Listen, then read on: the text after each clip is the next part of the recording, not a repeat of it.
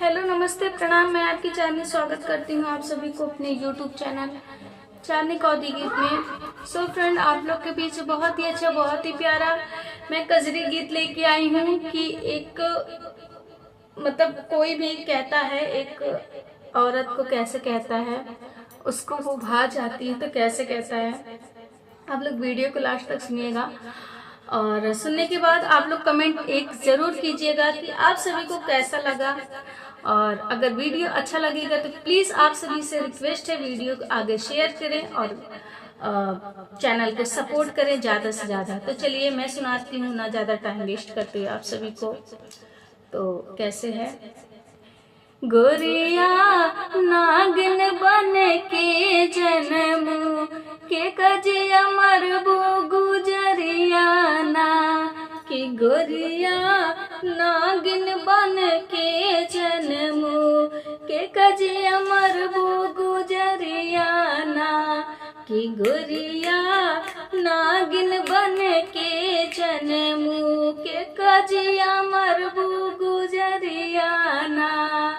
माथे पे टुकले चम चम चम के, माथे पे टुकले चम चम चम के जैसे चमके बिजुरिया ना कि जैसे चमके बिजुरिया ना। गोरिया नागिन बन के जन्म के कजिया मरबू गुजरिया ना।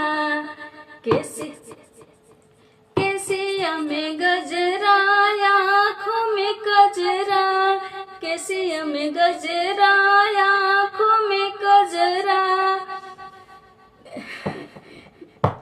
तेरे कि मरबू तिरछी नजरिया ना कि मरबू तिरछी नजरिया ना। केसिया में गजरा, अखिया में कजरा, केसिया में गजरा, अखिया में कजरा, मरबू तिरछी नजरिया ना कि मरबू तिरछी नजरिया ना। गोरिया नागिन बन के जन्म के कजिया मरबू गुजरिया ना कि गोरिया नागिन बन के जन्म के कजिया मरबू गुजरिया ना। रूप दामनी दम दम दम के, रूप दामनी दम दम दम के जैसे रातें अंजुरिया ना कि जैसे रातें अंजुरिया ना कि गोरिया नागिन बन के जन्म के कजिया मरबू गुजरिया ना कि गोरिया नागिन बन के जन्म के कजिया मरबू गुजरिया ना। सब छैलन के होश उड़ावे, सब छैलन के होश उड़ावे, तोहरी मोटकी कमरिया ना कि गोरिया नागिन बन के जन्म के कजिया मरबू गुजरिया ना कि गोरिया नागिन बन के जन्म के कजिया मरबू गुजरिया ना।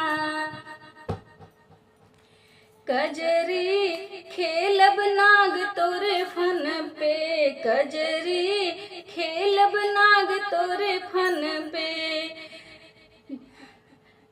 जब आवे कजरी खेलब नाग तोरे फन पे, जब दिन आवे सवनवाना कि कजरी खेलब नाग तोरे फन पे, जब दिन आवे सवनवाना कि गोरिया नागिन बन के जन्म के कजिया मरबू गुजरिया ना कि गोरिया नागिन बन के जन्मू के कजिया मरबू